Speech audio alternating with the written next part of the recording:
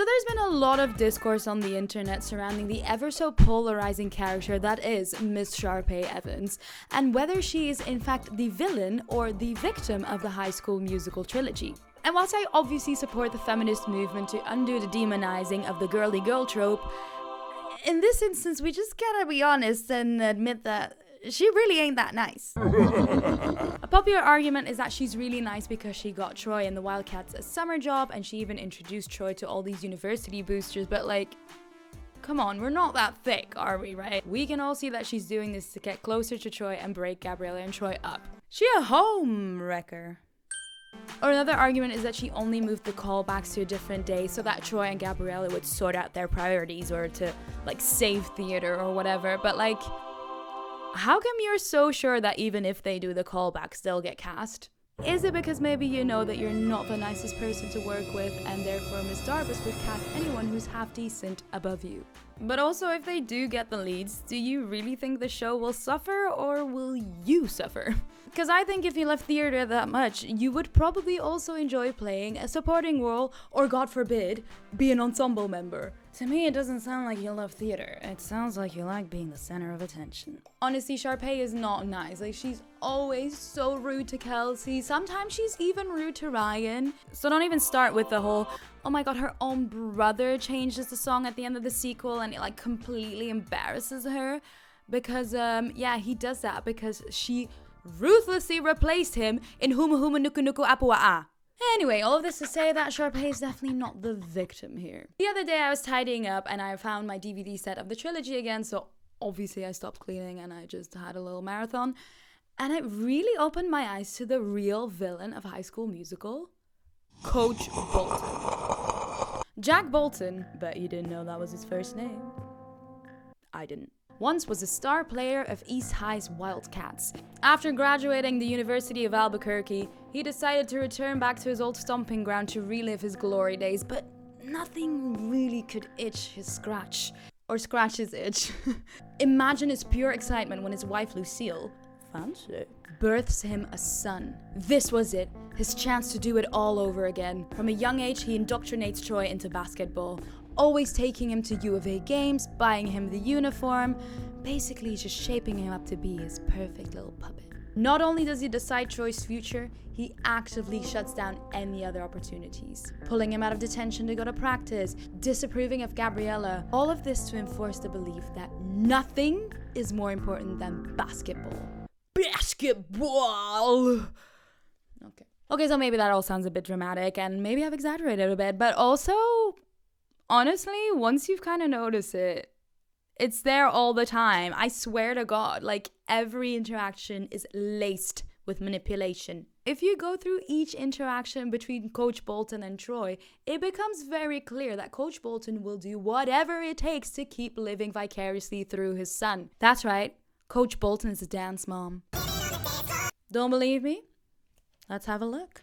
The tone is set straight away in the first film with a scene where Troy and his father are playing basketball on vacation. And not even like a casual game for funsies, like it's proper coaching. Their dynamic is clear from the get-go. Now obviously you could argue that Troy wants this, seeing he responds yes to his mom asking, "Did we really fly all this way to play more basketball?" But I would argue that that doesn't necessarily imply that he wants to be playing basketball on vacation. His shared look with his dad before a response could actually indicate that Troy is checking his dad first before saying yes to appease him. Or it could be construed as a yes because anytime I'm around this man I have to play basketball. I'm sorry, but the amount of rage this man exudes when Troy and Chad aren't in basketball practice is frightening. Where's Troy and Chad?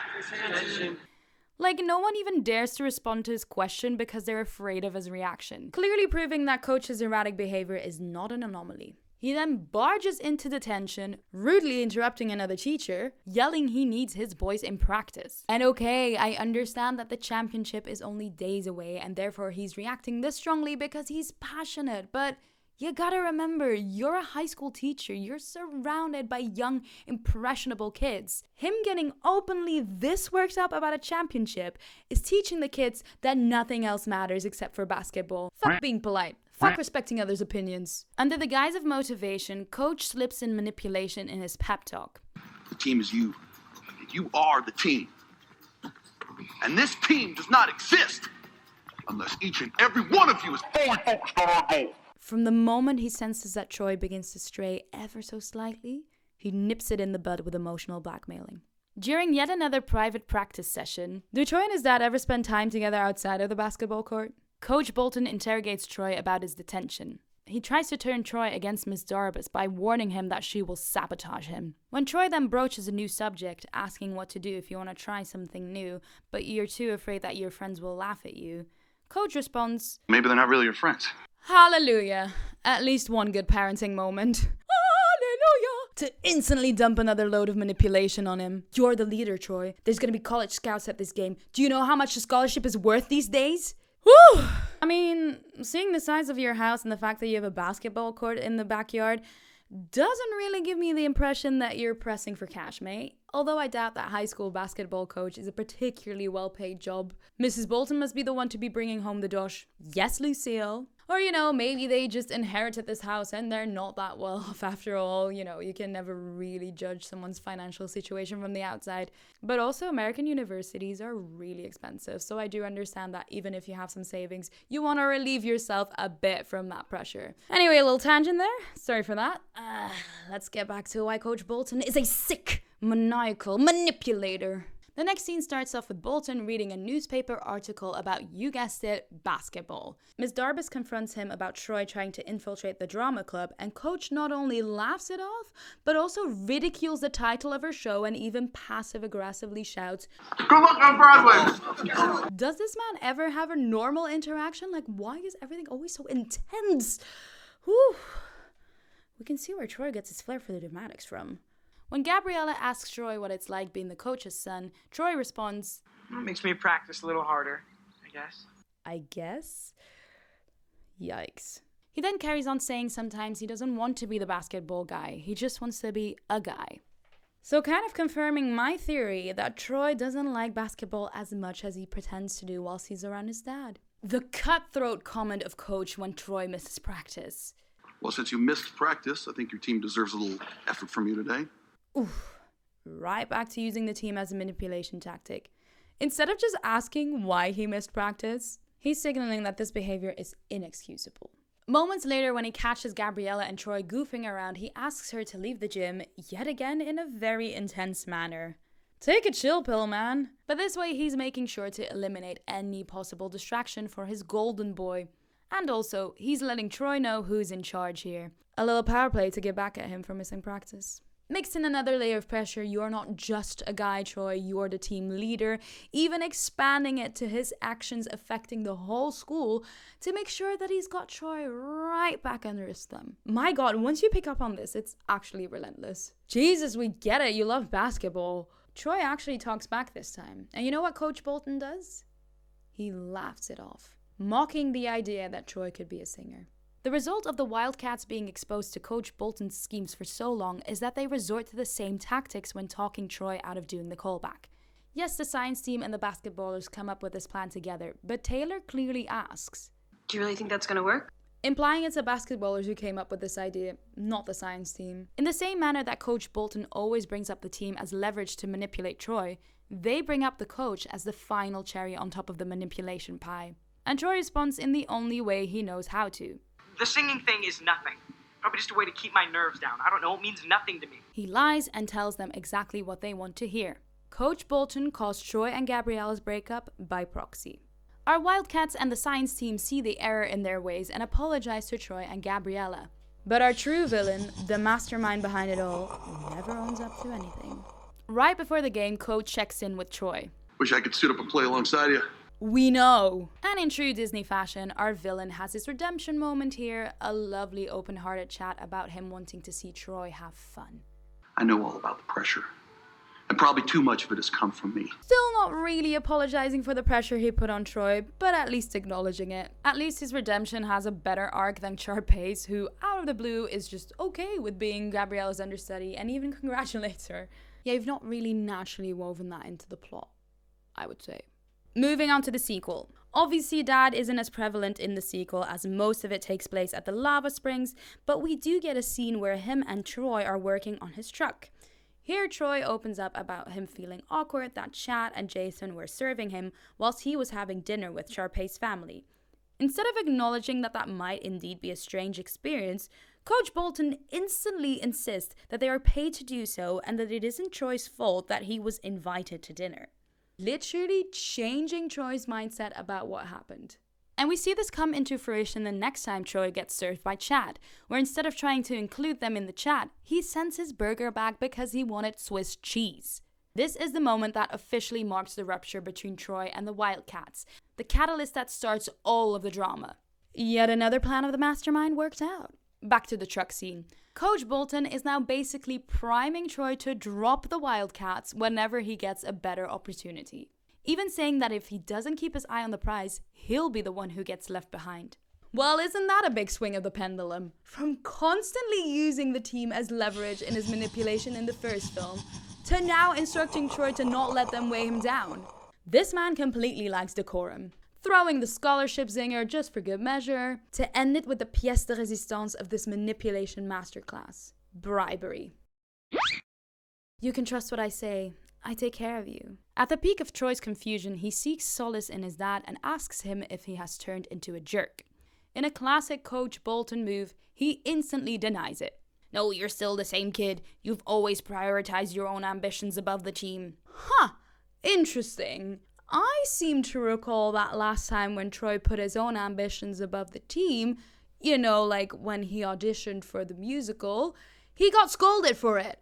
What are your morals, sir? What do you stand for? This time when he mentions the scholarship, Troy bites back.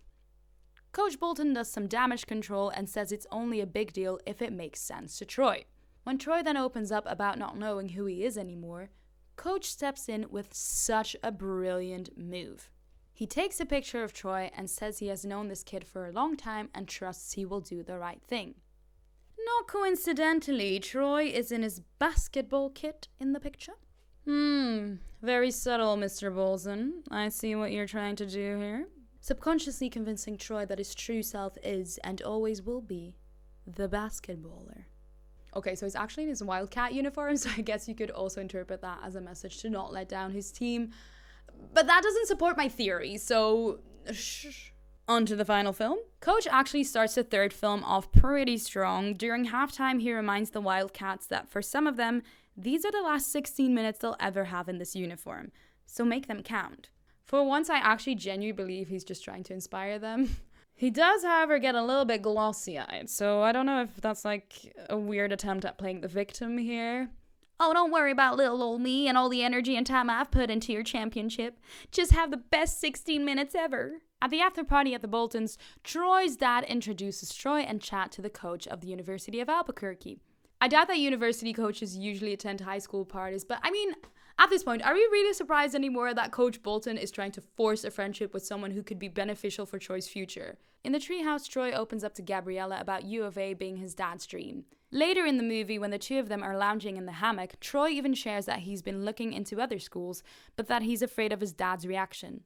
Coach and Troy share another heart-to-heart on the basketball court, obviously. You know, I get that it's a beautiful thing to have a shared passion, but at what point is it a deliberate choice to only interact with your kid in a certain setting to ensure that they form an attachment to it? Does Troy even like basketball at all, or has he subconsciously just equated it to fatherly love? Thanks, Coach. Dad. Anyway, Coach Bolton confronts Troy about Juilliard. Troy says not to worry about it, and Coach comes in hard with the emotional manipulation. U of A is the only school we talked about, victimizing himself, and then stooping even lower by saying Chad would be awfully disappointed if Troy changed his mind. Troy is smart and sees through this and asks if his dad would get over it. Dad doesn't give up and reiterates the emotional connection they have to U of A. But Troy is starting to become immune to his tactics. Praise the Lord. In the end, when Troy announces that he will be attending Berkeley, where he will do both basketball and theater, we see his dad applauding in the audience. I mean, there's not much else he can do at this point. Like, what? Set the theater on fire? Coach then gets Troy and Chad back to the stage, and Troy and him share a hug.